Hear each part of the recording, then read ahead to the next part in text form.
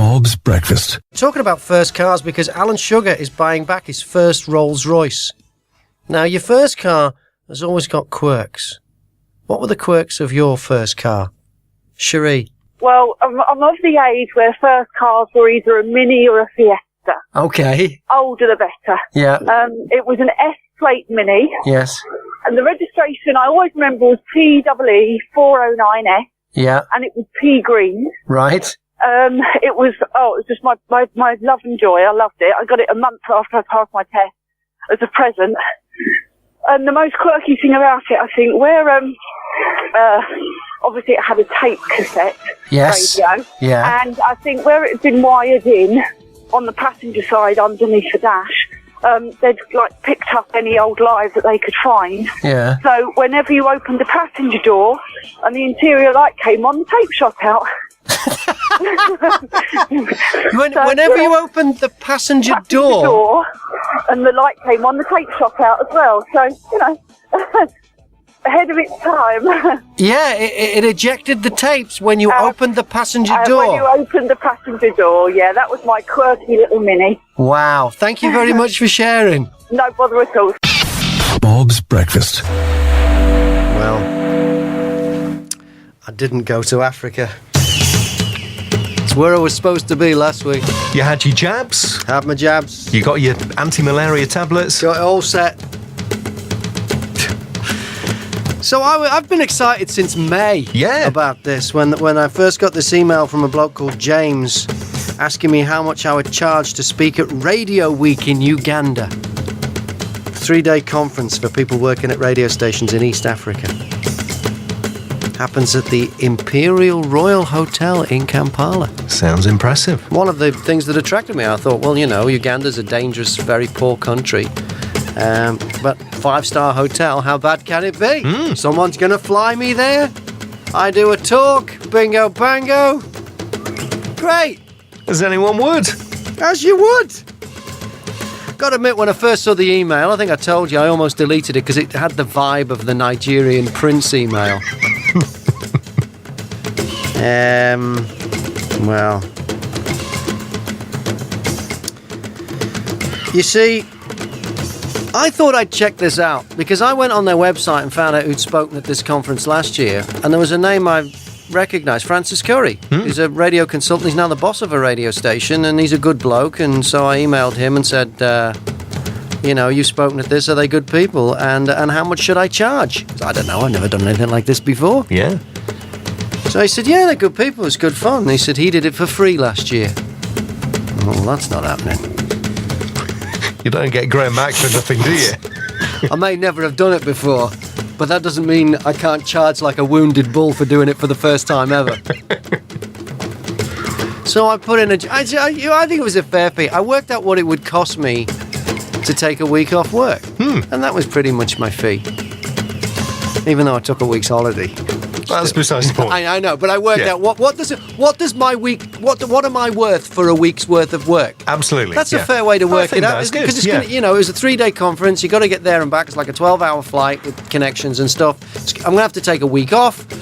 What does 5 days of Graham Mack cost? That was my fee. Yeah. I thought that was a fair way to work it out. I think that is fair. Don't think I was ripping them off there. So the bloke said, and this is a quote from him, this James, "We will wire you the money a month before the conference. We'll take care of your flights. I will personally pick you up from the airport." Entebbe Airport is over an hour from Uganda. I don't think they're great roads either. So airport transfer, everything, all worked out. So I booked the week off work. They wanted me to talk about how to get people to call radio stations because BOBfm is one of the few music radio stations in the world that has phone callers as part of the breakfast show. Most stations you listen to now, people read out texts. I've no idea why a radio station would work really hard to get you to listen to them and then ask you to interact with them, and at the moment when you're holding the very device that you can talk to them on, they ask you to write to you. I don't know what that's all about. I don't know why disc jockeys... here's my theory. Yeah. I think a lot of disc jockeys have nothing to say, and they go in a studio and they open a mic and go, I wish someone would write something for me to read out. and then there's a load of texts. And I think, brilliant, somebody's writing my script. Brian has said that he doesn't think that digestives are the best biscuit. He thinks the bourbon is better. Well, if you disagree with Brian, you can text us now on. And that's what most local radio sounds like in the morning. But what you also hear, the question is, what are you doing today? what are you up to? Why am I bothered? Yeah. Or what about this one? This is the classic. Sum up your weekend in 5 words. What are you going to get from that? They don't want to have conversations with listeners. I actually think part of it is that a lot of disc jockeys have got nothing to say. And the other one, they're terrified of listeners. Because listeners are more entertaining than they are. Oh, yeah. And if you put a listener on the air with one of these lame DJs, then you soon find out how lame they are. And you think, why isn't that bloke driving that van? Why isn't he on the radio? He's more interesting than this brain-dead bim boy that they've hired on this radio station. And I think that's another reason. So anyway, I did a talk about this at the Royal Institution in London a couple of years ago for a radio conference, but that lasted 8.5 minutes. Went down well, though. It went down well. No, it wasn't. You've seen it's on YouTube. Yeah. If you put Graham Mack Next Radio, you'll see it. Anyway, so they wanted me to do that, but they wanted me to talk for 45 minutes and take 15 minutes of questions. So, of course, that's a lot more talk than I've ever done. By the way, the one I did at the Royal Institution in London, first time I've ever done anything like that as well. So I have had to drag the thing out to get it to 45 minutes, which is a lot of work, a lot of padding, a lot of work, which you'd think at first. But then once I start getting into rant mode, it's hard keeping up. It's almost like part of me has to write down the other part of me, what the other part of me is ranting about. It's like a left brain, right brain thing. So I got it to 45 minutes of continuous rant. No, not continuous. I also had some audio examples of the many people who've called BOBfm over the last 4 and a bit years. It was kind of therapy in a way. Oh, yeah. But actually, I thought I put together quite a good presentation. Yeah. He said it was going to be in front of about 400 people. There's people from, all kinds of radio stations from all over Africa. I thought, this could be a lot of fun. And I've been practicing it every day. I've been running through it every day since May, maybe June. Maybe it took me a little while to write it, but since maybe say June, every day in front of our cats. Well, if you're speaking in front of 400 people, you need it to be spot on, don't you? Absolutely. So every day I've rehearsed this thing in front of the cats. Yeah. And as you said, I had jabs for typhoid, hepatitis A, hepatitis B, cholera, yellow fever, rabies, meningitis and influenza, which cost me over £300. Then I spent another 50 quid on malaria tablets and insect repellent. I forget what it cost me for the visa, but the visa got deferred anyway. The visa, the immigration or whatever they called it in Uganda, said, we need to see a copy of the letter inviting you to the conference. And I thought, no problem. So I emailed James, said, you better send me this letter, my visa's been deferred. He said, I'll do that tomorrow. Nothing. Week later, nothing. And that's when the fun really started. I thought, the guy's not getting back to me. Tried to ring him a few times, left a few messages, he's not getting back to me. So then I decided, I looked at some of the other people who were speaking at this conference, and there were within radio, big names. One of them, Tracy Johnson, a legendary program director from San Diego, who is famous for paying Jeff and Jer $1 million each to do the breakfast show in San Diego. And he's written a book about radio, pretty good book. So I contacted him through LinkedIn. He said he'd been cancelled because they said he was too expensive. But they cancelled him after he'd booked his flights and paid for them. So he was out over $1,000. There's another fella from America. I got in touch with him via Twitter. They said they couldn't afford him either, and they were trying to arrange for him to do it on Skype, which, as it turned out, never happened. I then heard from people who were stiffed last year, including Valerie Geller, who's a big name. She's a talent coach in New York. She ended up not going. This year, David Lloyd, a very respected radio consultant and programmer in this country, he ended up not going, even though his picture was on. Well, actually, they had the wrong picture with him, didn't they, on the website? It wasn't even a picture of him, but he was listed. So I didn't hear a thing. And like a couple of days before, I'm trying to get hold of them, and I heard nothing. So then the conference starts. I take a week off work. It's like, I think Tuesday the conference started. I'm not there. My picture's still on the website. I get a message from a bloke who's actually from another African country. I forget which one. He said, you're not going to be there. I was looking forward to meeting you. He said, they've put us in a really down market hotel. He didn't use the word down market. It was a word beginning with S. Something else. Yeah. And they charged him $40 to stay there.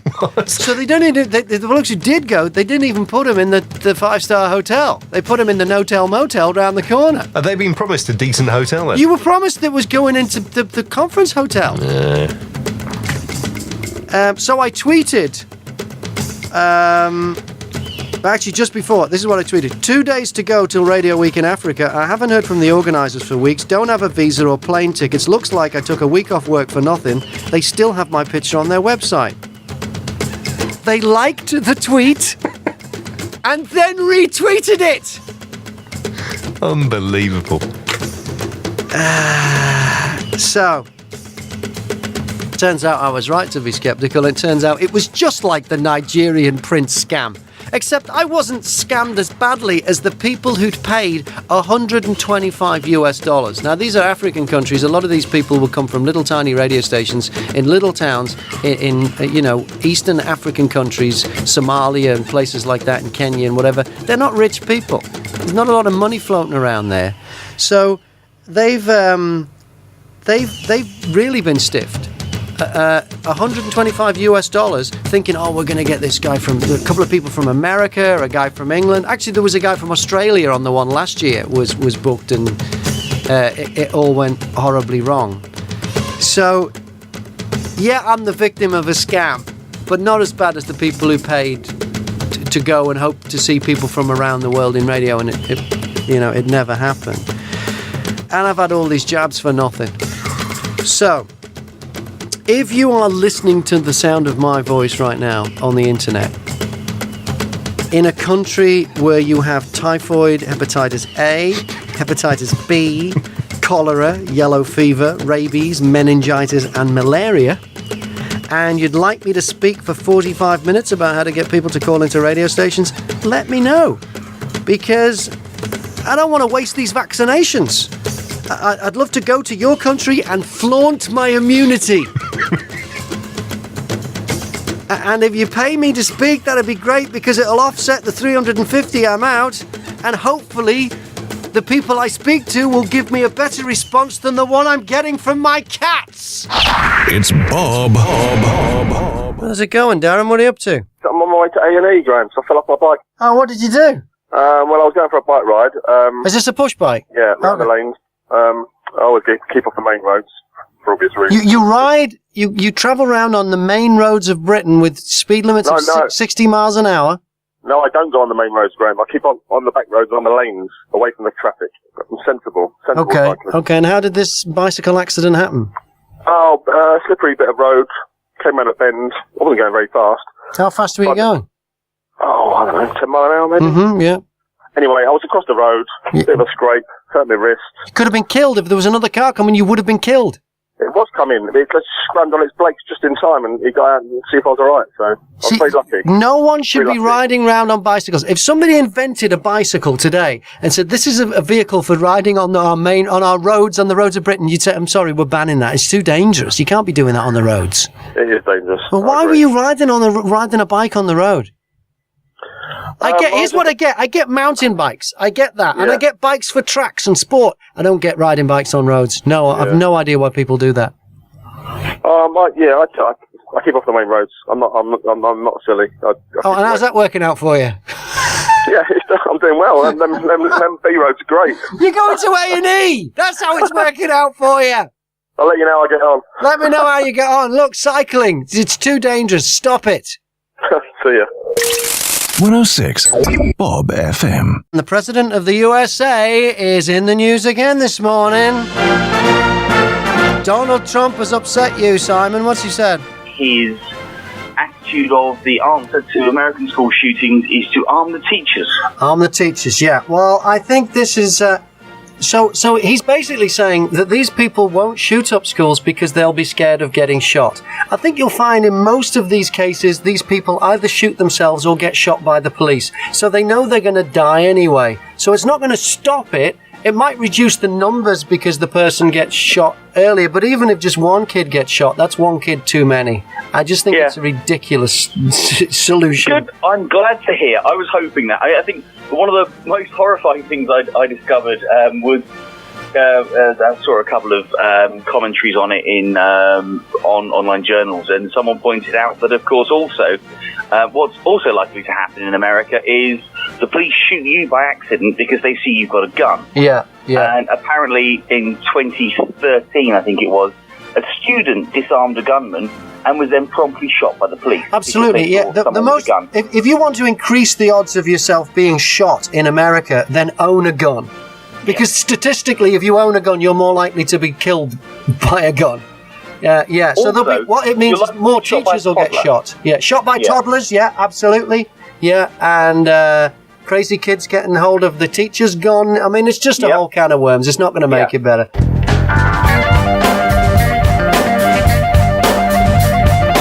Morning, Simon. Bicycles, yeah, they're a deadly killer. I don't even know why people ride them on I ride them on a track. I mean, no other sport. You don't see people playing football in the middle of the main road. You don't see people bobsledding down the high street, but for some reason cyclists think they can do their sport on the public highway. I'm a cyclist. Okay. I think I'd actually offer a counterpoint to what you said earlier on. Okay. If someone invented a bike nowadays, they'd say not a chance. Yeah. If someone invented a bike nowadays, they'd say brilliant. It can help hasten getting rid of these horrible petrol cars and vans that cause all this pollution. Well, I'll stop you there. Cars and vans don't cause pollution. Go on. Dirty fuel causes pollution. All we need is cleaner fuel. Electric cars, and the electricity's been generated from sustainable energy, or just, we need cleaner fuel. There's nothing wrong with the vehicles. It's the fuel that pollutes, not the vehicles. That was going to be my next point. Okay. You get rid of all these dirty vehicles. Yes. Replace them with autonomous electric vehicles. Yes. And cyclists have nothing to worry about. You're absolutely right there, because an autonomous vehicle will not run over a cyclist. It is less likely than a human is. Yeah, it is. Yeah. I see. think the biggest problem for cyclists is other road use. Oh, absolutely. In my opinion. Until the roads are safe, I say don't cycle on the road. I don't know why you're not allowed to cycle on the pavement, because it would be much safer. Yes, people might get knocked over, but the amount of people that will get knocked over by cyclists compared to the amount of cyclists that get killed every year on the roads, I think it's worth knocking a few people over. Well, I'm confused this morning. University lecturers are talking about, industrial action, aren't they? Yeah. Yeah. So these are teachers, aren't they? They teach people stuff. They are, yes. But they're more higher education. The clip, who was the clip from? Is this a union leader or is this an actual university lecturer? I'm not entirely sure if she's a lecturer as well. She speaks as though she is. This is Sally Hunt, the General Secretary of the University and Colleges Union. So General Secretary of the Union? Yeah. Okay. So she must have some experience in the education field. What she's saying is a little bit sinister to me. Can we play the clip again? Sure. Okay. Here we go. If you will not give us what we need, which is a reasonable pension, we will not do what we reasonably would normally do, which is teach and help all the students of this country. Until we get this sorted out, I'm afraid that students are going to have to anticipate serious disruption. So that's a threat. There's no other way of looking at that. No. And she's threatening the people who pay their wages, specifically the pension part of their compensation for what they do. She's threatening them. But she's threatening to punish the students. Now, the students have got nothing to do with this. They're the ones paying massive fees at the moment as well. The students here are the meat in the sandwich. The dispute is not with the students. Now, if the students were playing up, absolutely make a threat. If you don't sort yourselves out, I'm not going to play ball. The old, you play ball with me, I'll play ball with you, but remember it's my ball. Yeah. But she's saying to the bosses, I'm going to punish the students. That's incredibly sinister. Now, the people I've met in teaching, they're usually so enamored and so dedicated and so loyal to the students at whatever level their kids, and I'm using the word kids, which might be insulting to university students, I don't know, but I want to talk about all teacher, pupil, student relationship. The teachers I've met are dedicated to making sure that their students, pupils, kids, whatever, have the best educational experience that they can possibly provide. That's what motivates them. That's why they do that job. For this woman I don't know if she is representing university lecturers or not, but for her to say, we're going to turn on the very people that we are there for, it just sounds disgraceful to me. Now, also, the people who I've met who work as educators, the number one gripe, I'll specify, the people who've got out of education. Oh, you used to be a teacher, did you? Yeah, I used to be a teacher. Why did you get out of that? Oh, I loved teaching, but I couldn't stand all the politics and all the form filling and the box ticking we had to do. I get that a lot. Yeah, the amounts of paperwork, extra paperwork that they have to do. So if you want to punish the bosses, stop doing all the blinking paperwork. Stop jumping through all the hoops and putting in all the reports and ticking the boxes. If you want to take some action against the people that you've got a dispute with, how about you withhold the labour of the stuff that they want you to do that you really object to doing anyway, and carry on teaching to the best of your ability? And that would make life difficult for the people who are causing the problems. Yes, because they wouldn't have all these damn numbers and figures and targets and charts. They wouldn't be able to do any of it because that's their ammunition, these administrators and these people that make these decisions, and ultimately the politicians, where this always leads. I don't know why this woman has decided to pick on the students. They have got no say in it. They're not responsible. The students don't pay your pension or make any of these decisions. Why are you punishing them? Where are you, Andy? I'm staying in a hotel. I don't know if I should name it. It's in Peckham. Okay, don't name it. Don't name it. Okay. I won't name it. I'm pretty sure that a lot of people will know it. Yeah. It's got a Reliant Robin on the outside of it. Really? Okay. With suitcases on the top. Someone decided because it was in Peckham they were going to go with a theme. Yes. Don't you if you can guess what it is? Yeah. Yes, the Fools and Horses theme. Yes. Yeah. So. My room's got a nice headboard with lovely jubbly above it. Okay. Indian wallpaper from the 1970s. Mm-hmm. Nice green 70s curtains. A yellow Trotters Independent on the wall with 3 clocks, New York, Paris and London, and I can't add them and leave it. Mm-hmm. And I checked in last night and I've got, well, you can call it a penthouse. Right, it's got a veranda on it with a patio door that's held together with 2 screws. There's about a 10-inch gap between the aluminium doors. Yes. And where the locks were, and given that I'm on the 3rd floor, it looks like the locks have been gemmed out and filled up with silicone. I swear.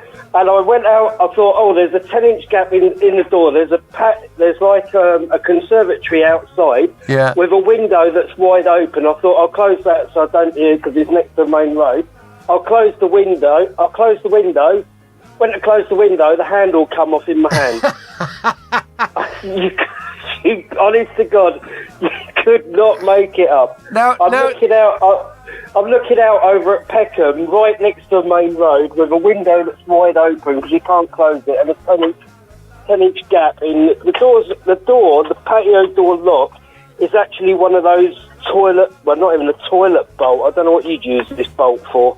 Like a normal bolt that just goes over into. That's what's holding. This is a genius move on the part of somebody running a rough hotel. They've thought we can either sort out all these problems or we can just brand it as Fools and Horses. And when people complain, we say, no, that's all part of the experience. Brilliant. Exactly, that's part of it. 106 BOBfm. Good morning, Steve. What's on your mind this morning? Global warming. Yeah, what about it? We're not getting any. Not this morning, we're not, no. No. And anyway, I'd love to have my globes warmed this morning. Wouldn't we all? 106 BOBfm. Hi, I'm Graham Mack. Thanks for listening to the podcast. If you like it, put a link to it on Twitter or a like on Facebook. And subscribe at Apple Podcasts.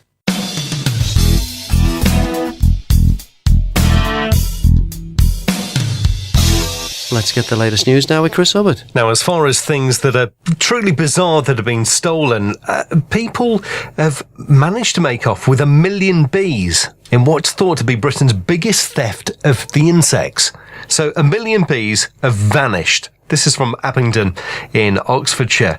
40 hives, each weighing 3 stone and full of bees, have been stolen from this field. They're estimated to be worth around £8,000. Wow. They could produce around 0.5 ton of honey by the end of the year as well. But the firm that owns the bees said moving these hives would actually be quite a skill, as it would have really got the insects really angry, because they're obviously happy. You'd have to know what you're doing. Oh, yeah. This is bee rustling. It is. This is rustling bees. I think this is the first case of this sort of bee thing rustling. Yeah. Yeah. But they're saying if you've got the capability of moving 40 hives, it is quite an operation. And, yeah, they would be angry. So, I mean, these are people who could potentially know what they're doing. Each of these hives contains around 25,000 bees. I wouldn't want to get them angry. No, I wouldn't pick up a hive of angry bees for anyone. I'm guessing in this weather, though, they're a bit more dormant, aren't they? Than this time of year, you don't see them about. Are they all hibernating or whatever they do? You know, what does a bee do? We actually saw some bees in a hive now. This was up near Peterborough the other weekend. And they got them in this country park. And they were still buzzing around, but they just seemed a bit docile. Okay, all right. So, yeah. So they're still doing their thing. Yeah, but maybe not quite as active as they normally are. But, I mean, if I don't know, if somebody drives up to you in a pub car park and offers you... Yeah, want to buy some bees? Sorry? Bees, yeah, got a bee worth about £8,000. You can have them for 2. Yeah, make loads of honey. I mean, that would be quite a lucrative business to get into, I suppose. You'd have to know what you're doing, wouldn't you? Yeah. I mean, then you'd have to, beekeeping, I'm sure, is a skilled occupation, how to get the honey out without the bee stinging you. And who can blame the bees? You're stealing their food. Yeah. They've worked really hard all summer so that they can make this food to get them through the winter, and you come along and just lift the lid off their house and steal it. I mean, that is just terrible. I mean, to be perfectly honest, if somebody came up to my house, opened the front door, walked in, nicked all the food out of my fridge, I'd be pretty mad. Yes, you'd be pretty angry. Yeah. If you had a stinger, you'd use it. I probably would. I don't know with this. You know, some vegans don't eat honey. Because it comes from bees. Yeah. They regard it the same as like milk. Yeah. Yeah. So we can rule out the vegans. Well, yeah. Yeah. Vegans are off the hook on this one. They're in the clear. Yeah. They're not in the frame. Any idea? So where was this? This was in Oxfordshire. So not that far away. Yeah. And they just stole the whole thing, the whole kit and caboodle, the hive and everything, just picked it up and... Absolutely. So 40 hives. Wow. I mean, that takes some... You're not going to get those in the back of a Ford Transit van, are you? That is quite an operation. Yeah. That is quite the operation. Yeah. And each weighing 3 stones, so they're going to be heavy, so you're going to need several people. And they're full of angry bees. Yeah.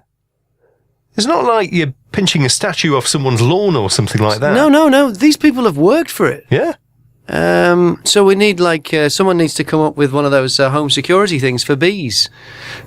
For hives. You know, because, you've got that one where there's the one with a camera on your house and you can see the person knocking on your door on your mobile phone. I would have thought the sting would have been a big enough deterrent, to be honest. Yeah. Well, if this becomes I bet loads of people listening right now know exactly where I'm going with this, but I'm going to go there anyway. See if you can get there. You've got that grin on your face. Well, it's so obvious. It's the obvious joke, isn't it? Okay, go on then. Okay, then. If this bee rustling becomes a big problem, the police could solve it by entrapping a would-be bee rustler by, have some hive somewhere that's, really obvious and easy to steal. I'm there. Set it. You're already there. Yeah, I'm already there. You're already there. Thank you. They just mount a surveillance operation to catch the people who are going to do it, and it would be... Go on, then. A sting? A sting operation! There you go!